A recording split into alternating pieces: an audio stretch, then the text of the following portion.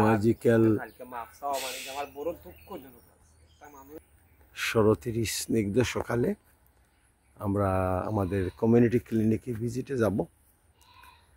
Community ক্লিনিকে সরকার 31 ধরনের ঔষধ প্রোভাইড করতেছে জনগণকে। আমরা দেখব কমিউনিটি ক্লিনিক কত পার্সেন্ট কয় ধরনের ঔষধ জনগণ পায় কমিউনিটি ক্লিনিকে গেলে, এটা আমরা ফাইন্ড আউট করব। অপূর্ব সুন্দর শরতের সকাল, nature is deeply exploring healing. আজকে 22 না 23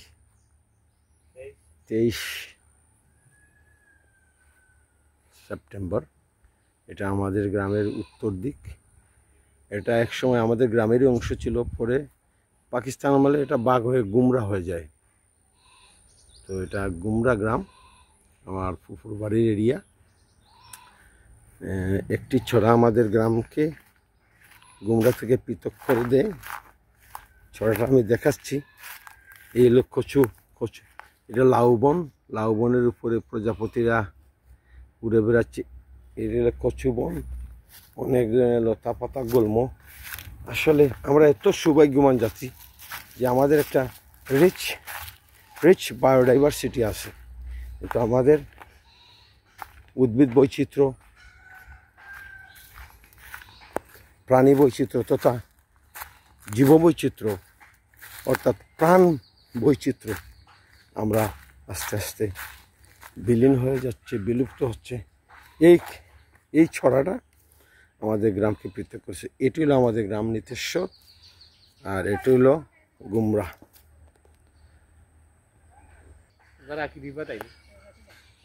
এই তোমরা পুকুরে মাছ আছেন? কেমন মাছ? এটা মাছ তুলো, মাছ খাই। এটা বাবির খবর একটা মাছ তুলতা বিরান করতা। ওইটা হইলো আমাদের গ্রাম, আর এটা হইলো গুমরা গ্রাম। পাকিস্তান আমলে এই গ্রামে এক গ্রাম ছিল আমাদের গ্রামটা। আমরা গ্রামটা সাইন কয় মাইল নাম বইব নিতেশ্বর গ্রাম। আস্তা ইউনিয়নের মাঝে সবচেয়ে বড় গ্রাম। 2 মাইল না 3 মাইল বড় গ্রাম। 3-4 মাইল। বুটার 6000 ফুট। আমাদের গ্রামে পাহাড় আছে, চা বাগান আছে, পশ্চিম দিকে ক্ষেতের যদি রিসোর্টার হই না, রিসোর্টে আমরা পরিবেশ নষ্ট করে, ক্ষেত কৃষি নষ্ট করে। এলা রিসোর্ট এলে আর নিতেশ্বর গ্রামও কৃষি জমি থাকতো না। 2-3টা রিসোর্ট আছে ভালো মানের, কিন্তু একজন এনভায়রনমেন্টালিস্ট হিসাবে আমি চাই না আমাদের কৃষি জমিতে রিসোর্ট হোক।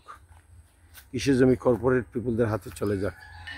তে ভাবি কইছে মাছ তুলিয়া খাইতাম। ভাবি আমরা অফার দিছেন এটা কি জাত মাছ? বিরান করিয়া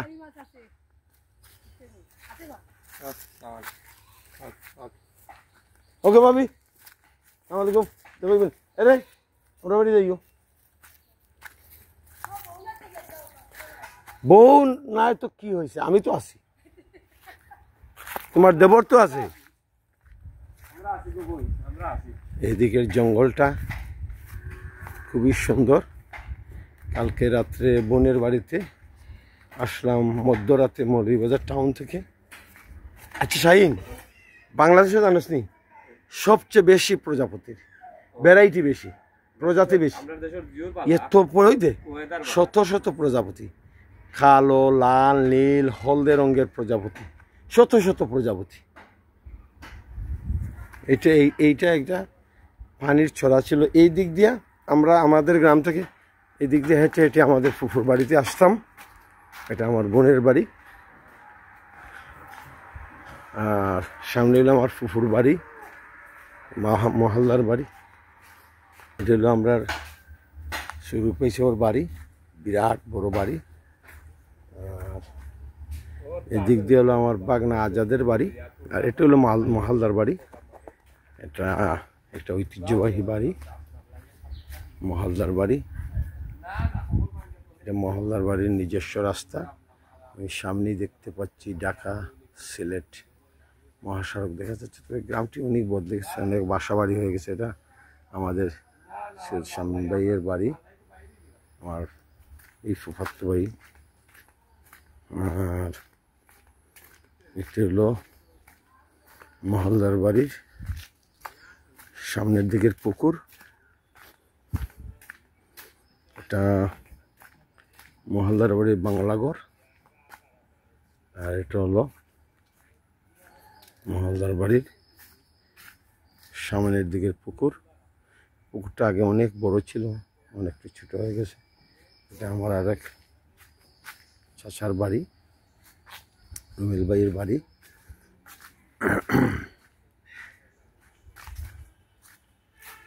মহলদার বাড়ির সামনের দিক অপূর্ব সুন্দর, ছায়া সুনিবিড়। বাড়িটা এখনো অক্ষত রয়ে গেছে, পুকুর আছে বাড়ির সামনে, প্রচুর গাছগাছালি। আর এটা হলো পুরাতন বাংলোঘর, মহলদার বাড়ি। এটা হলো পুরাতন বাংলোঘর। এইখানে হাজির মোহাম্মদ তালুকদার, তিনি তার তালুকদারি এখানে বসে চালাতেন। আর এটা আমার ফুফুর বাড়ি, অবশ্য ফুফুর বাড়িও বটে। আমার ফুফা সৈয়দ আতর আলী আকবর আলী মাস্টার ছিলেন। অনেক ফুল, অনেক ফুল।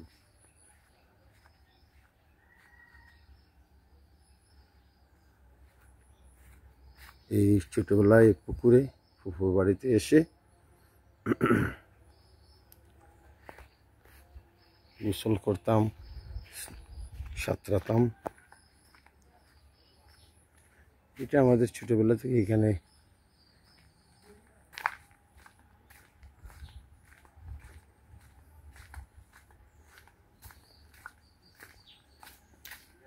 এই বন থেকে আসছি।